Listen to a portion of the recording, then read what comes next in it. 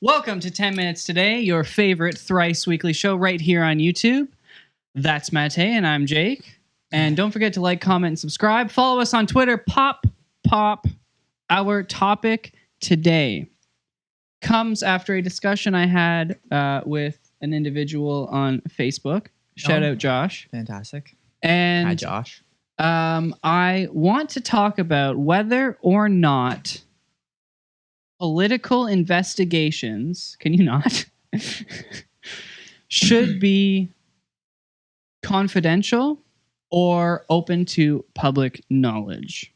So this kind of comes after Jeff Sessions and Hillary Clinton, and now there's this weird circumstance where a former member of the administration wanted immunity in order to snitch, and the investigation team said no. Be careful. And now we don't really know what the hell is going on, but ultimately, should these discussions be private or confidential between the investigators and, in this case, Trump's administration, or previously Hillary Clinton and her team? Should it be public or confidential?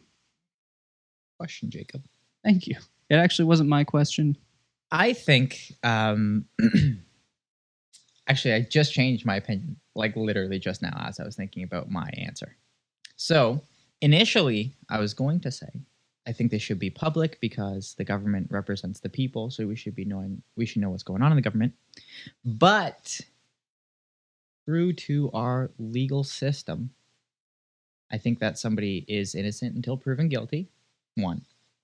And in a lot of situations where investigations and court is available to the public to view, they create prejudgments, the public. And then,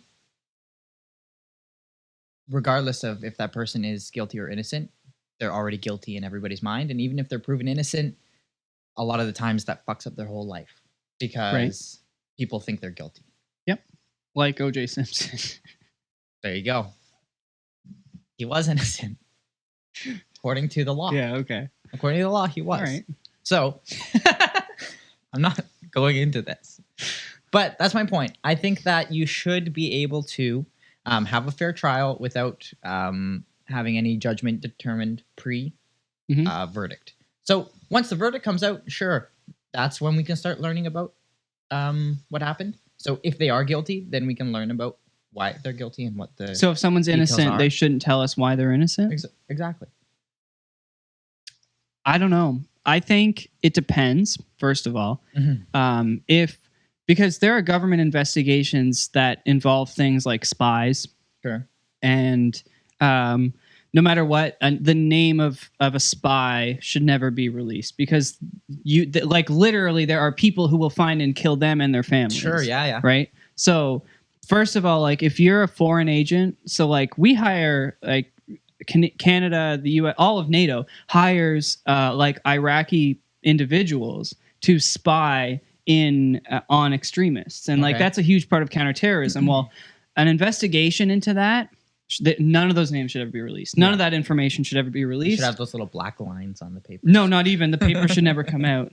The paper should never come out. I don't like that. Like if you're going to release a paper, I don't mind blacking out addresses, names maybe, but like they black out like so much shit that it's like you can see like one word in every 20 words. Why are we releasing this? Like, come on. What's the point of even looking at it? But redacted. That's the word. In general, like we're talking right now specifically about the like lies and deceit surrounding an election. Sure. That has to be public knowledge. It has to be. Like if the president, or in our case, if the our prime minister is not really at the same level because we don't vote directly for a prime minister. And you could never hack our elections. It doesn't work that way unless you hack the voting booths themselves. But ultimately, I think because this is based on a decision that the public made, the public put him there. Sure. Put him in that position. Yeah. No matter what you want to argue, he won that election.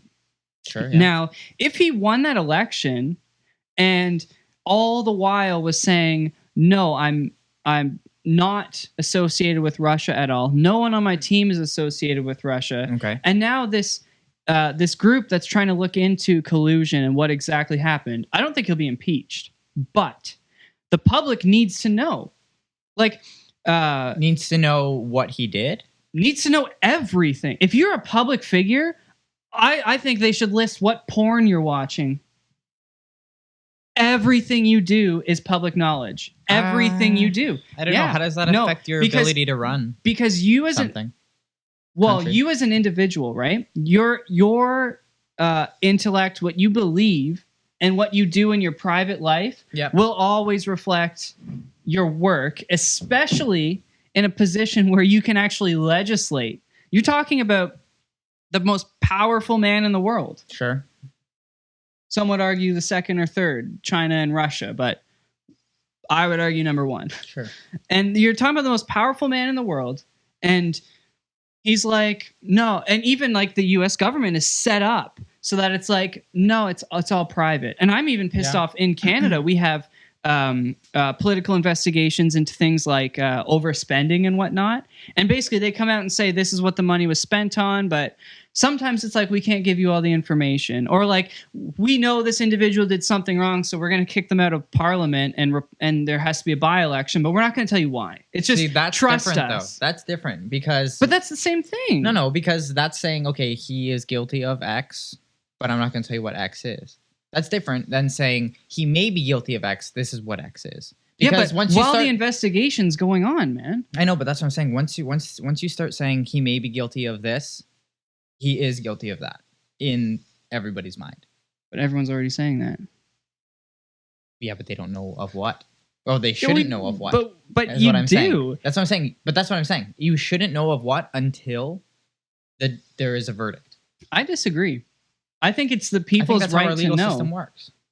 No, you can go and sit in on anyone's trial as long, even if they're a minor, you can sit in. You just can't divulge their names. Sorry, that's not how it works. I think that's how it should work. No, I don't. I totally disagree because look, that's terrifying. Actually, think of it like this, then, right? Because you have to apply it to everything, not just politics. Sure. For some reason, it's only politics where investigations are private and it's confidential information. Like ultimately, if you are on trial for murder, do you want no one to know until you're either convicted or not?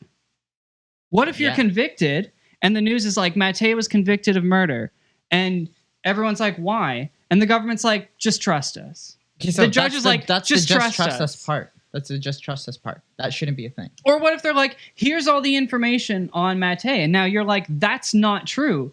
And the media is like, that's not true. It's too late. You can't overturn. It's too late. You've been convicted. I see it both ways here. No, man. Like I don't. Because think of the that Gomeshi trial. Yeah. So he proven innocent. Yeah, we know he was innocent.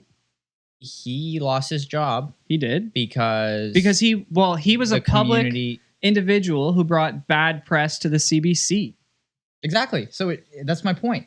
He did nothing wrong, and he got all this bad press on him. Right. And now he got fired for something. Right. But I would argue if you're a public figure, you shouldn't have a sex dungeon. That's like you can choose to. You have the right to. No. But I'm not saying that shouldn't interfere. That shouldn't interfere with your ability to do your job or run. Like look. I know that. I know. I'm not saying it does. But what I'm saying is, if you're a public figure, you have to be aware of everything that you are bringing to the table. And once you start delving into those acts with coworkers, it's like, dude, what the fuck are you expecting? I have no problem with the fact that the CBC was like, look, now everyone knows. It's just like former porn stars. But that's my problem. But like, now as a former porn star, should it be like, well, yeah, you were a porn star, but it's okay. Like, you know, you can now become. No, but that's different because I can go online and I can find a video of that person. You can't go online and find a video of John Gomeshi punching a chick in the face while he does her. It doesn't matter. A girl came out and said, like, I got punched in the face while he was giving it to me. And like, okay, now we know that. And now it's like, I don't want to listen to that. But so many, well, yeah, it was true. It's just that it wasn't rape. It's not that it didn't happen. It wasn't like these girls were like, no, it was proof that it didn't happen because they were all like the three people. Two Right. of them came out, basically said, yeah, we were straight up lying. And then the third person had a history of lying. And that's all the Well, time. no, I have to clarify that those sex acts did happen. It was just they were consensual. Oh, yes. That's what I'm saying. Yes, it yes, good happened. point. So the people, once you know, like this guy enjoys this freaky sex life, there's a lot of people who don't like people like that for whatever reason. Anyways, that's it for time. Thank you so much for watching. Come back every Monday, Wednesday, and Friday. Make sure to like, comment, subscribe, and share with your friends and people you don't even like. Have a good day.